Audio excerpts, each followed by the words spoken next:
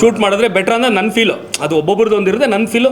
ಇವನ್ ಒಂದಷ್ಟು ನಾವೀಗ ಕನ್ನಡ ಸಿನಿಮಾನ ತೆಲುಗಲ್ಲಿ ನೋಡಿದಾಗ ಲಿಪ್ ಸಿಂಕ್ ಆಗ್ತಿರಲ್ಲ, ನಮಗೆ ನಮ್ಮದ್ರಲ್ಲೇ ಲಿಪ್ ಸಿಂಕ್ ಆಗಿಲ್ಲ ಅಂದರೆ ಒಂದು ಸ್ವಲ್ಪ ನನಗೆ ಪರ್ಸ್ನಲಿ ಇರಿಟೇಟ್ ಆಗಿಬಿಡುತ್ತೆ. ಸೊ ಆ ಥರ ಈ ಸಿನಿಮಾ ಮಾಡಿದಾಗ ನಾನು ಅದು ಪ್ಯಾನ್ ಇಂಡಿಯಾ ಮಾಡಬೇಕು ಅಂತ ಅಂದ್ಕೊಂಡಿಲ್ಲ. ಸಿನಿಮಾ ಬಂದ ಮೇಲೆ ಜನಗಳಿಗೆ ಇಷ್ಟ ಆದಮೇಲೆ, ಈಗ ನೋಡಿ ಕಾಂತಾರ ಪ್ಯಾನ್ ಇಂಡಿಯಾ ಮಾಡಿಲ್ಲ ಅವರು, ಬಟ್ ಜನ ಪ್ಯಾನ್ ಇಂಡಿಯಾ ಮಾಡಿದ್ರು. ಆ ರೀತಿಯಲ್ಲಿ ಏನಾಗುತ್ತಂದರೆ ತುಂಬ ಖುಷಿ ಮಾಡ್ತೀವಿ ಆ ಥರ. ಸರ್, ನೀವು ಅವಾಗಲೇ ಹೇಳಿದ್ರಿ ದರ್ಶನ್ ಅವರ ಇನ್ಸಿಡೆಂಟ್ ಆಗಕ್ಕೆ ಮುಂಚೆ ನಾನು ಶೂಟಿಂಗ್ ಎಲ್ಲ ಮುಗಿಸ್ಬಿಟ್ಟಿದ್ದೆ ಅಂತ.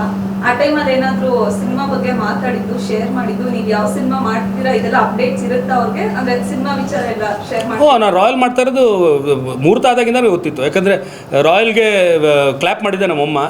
ಸೊ ಎಲ್ಲ ಗೊತ್ತಿತ್ತು ಅವ್ರಿಗೆಲ್ಲನೂ.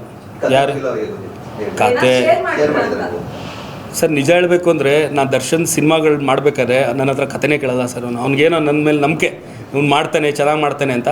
ನಾನು ಅವ್ರಿಗೆ ಜೊತೆಲಿ ಒಂದೇ ಕತೆ ಅಂತ ಹೇಳಿತಿದ್ದು, ಅಂದರೆ ಪ್ರೊಡಕ್ಷನ್ ಮಾಡಬೇಕಿತ್ತಲ್ಲ. ಸೊ ಅದಕ್ಕೆ ಅಂದರೆ ನಾನು ಹೋಗ್ತಾ ಇರೋ ದಾರಿ ಕರೆಕ್ಟಾ ಇಲ್ವಾ ಅಂತ ತಿಳ್ಕೊಳ್ಳೋಕೆ, ಯಾಕಂದರೆ ಅವನು ಇಂಡಸ್ಟ್ರಿಯಲ್ ಸೀನಿಯರ್ ನನಗಿಂತ. ಸೊ ಅದೊಂದೇ ಹೇಳಿದ್ದು. ನವಗ್ರ ಕತೆ ಹೇಳಿರಲಿಲ್ಲ ನಾನು, ಸಾರಥಿ ಕತೆ ಹೇಳಿರಲಿಲ್ಲ ನಾನು ಅವನಿಗೆ.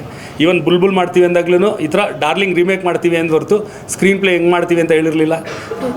ಅದು ಬ್ಲೈಂಡ್ ಬಿಲೀಫು ತಮ್ಮನ ಮೇಲೆ. ಅದು ವಿರಾಟ್ ಒಬ್ಬ ಆರ್ಟಿಸ್ಟು ಯಾವಾಗಲೂ ಒಳ್ಳೆ ರಿಸಲ್ಟ್ಗೋಸ್ಕರ ಕಾಯ್ತಾ ಇರ್ತಾನಂತೆ. ನಿಮ್ಮದು ಒಂದು ಕಾಯುವಿಕೆ ಇದೆ ಈ ಸಿನಿಮಾದಲ್ಲಿ. ಆ ಟೈಮ್ ಸ್ಪೇಸ್ ಬಗ್ಗೆ ಏನಾದರೂ ಹೇಳ್ತೀರಾ? ಅಂದರೆ ಇದು ಕಾಯೋದು ಈ ಗ್ಯಾಪ್ ತೊಗೊಂಡಿದ್ದಲ್ಲ, ಬಂದಿದ್ದು ಅದು. ಯಾಕಂದರೆ ಯಾವಾಗಲೂ ಒಳ್ಳೆ ಸಿನಿಮಾ ಮಾಡಬೇಕಷ್ಟೇ ನನ್ನ ಮೈಂಡಲ್ಲಿರೋದು.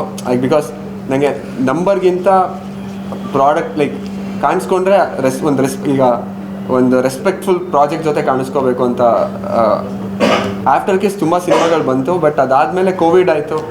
ಕೋವಿಡಲ್ಲಿ 2 years ಎಂಟೈರ್ ವರ್ಲ್ಡೇ ಹಾಲ್ಟ್ ಆಗಿತ್ತು. ಅದಾದಮೇಲೆ ಜಯಣ್ಣ ಸರ್ ನನಗೆ ನೆಕ್ಸ್ಟ್ ಸಿನಿಮಾಗಳು ಮಾಡ್ತೀನಿ ಅಂತ ಬಂದು ನನ್ನ ಕರ್ಕೊಂಡು ಒಳ್ಳೆ ಮನೆ ಮಗ ಥರ ಟ್ರೀಟ್ ಮಾಡಿದ್ದಾರೆ. ಆ್ಯಂಡ್ ಟು ಬಿ ಆನೆಸ್ಟ್ ಅವ್ರು ನನ್ನ ಗಾಡ್ ಫಾದರ್ ಇಂಡಸ್ಟ್ರಿಯಲ್ಲಿ.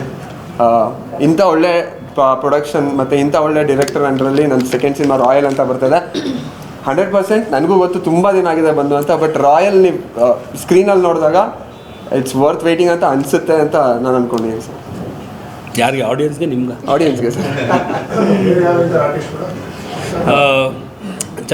ಅಚ್ಯುತ್ ಸರ್ ಇದ್ದಾರೆ, ಛಾಯಾ ಸಿಂಗ್ ಅವರಿದ್ದಾರೆ, ರಘು ಮುಖರ್ಜಿ ಅವರಿದ್ದಾರೆ, ಆ್ಯಂಡ್ ಪ್ರಮೋದ್ ಶೆಟ್ಟಿ ಅವರಿದ್ದಾರೆ, ರಂಗಣ್ಣ ರಘು ಅವರಿದ್ದಾರೆ. ಇವರು ಯಾರು? ಅಲ್ಲ, ದೇಶಪಾಂಡೆ ಸರ್ ಇದ್ದಾರೆ, ಗೋಪಾಲ್ ದೇಶಪಾಂಡೆ ಅವರು, ಗಿರಿ ದಿನೇಶ್ ಅವರಿದ್ದಾರೆ. ಇದು ತುಂಬ ಜಾಸ್ತಿ ಜನ ಇದ್ದಾರೆ ಸರ್.